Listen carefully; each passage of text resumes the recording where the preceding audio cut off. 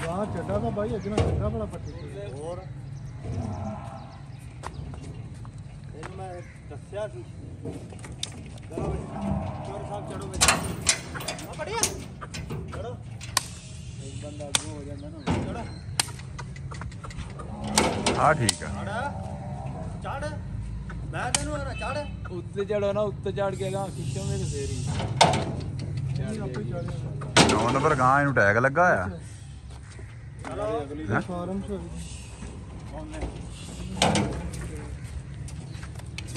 ਓਏ ਭਾਈ ਤੂੰ ਵੀ ਇਹ ਰਸਤਾ ਕਰਨਾ ਅਗਲੇ ਪਾਸੇ ਮਾਰਨਾ ਰੱਸੇ ਨੂੰ ਨਹੀਂ ਕਰਨੇ ਪਿੱਛੇ ਖਿੱਚਣਾ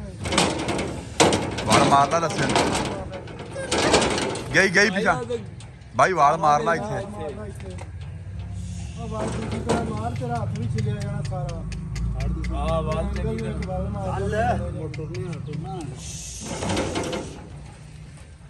ਇਧਰੋਂ ਘੇਰ ਯਾਰ ਇਹਨੂੰ ਚਲ ਉਹਨੂੰ ਬਲ ਮਾਰਨ ਦੇ ਯਾਰ ਕਢਾ ਰਿਹਾ ਯਾਰ ਇੱਕ ਜਣਾ ਵਿੱਚ ਵੜ ਏਦਾਂ। ਨੁੱਕਾ ਬੁਲਾਵਾ ਦੇ ਇੱਕ ਮਿੰਟ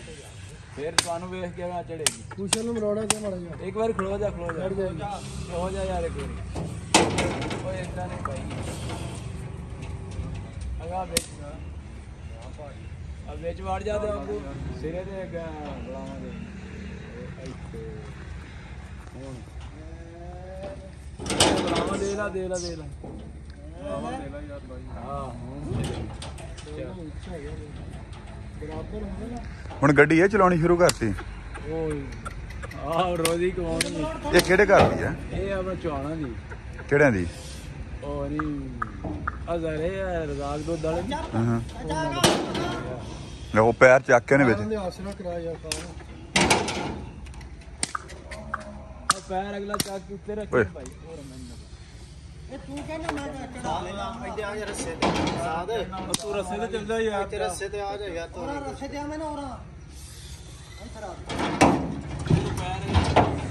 ਚੜ ਗਈ ਓਏ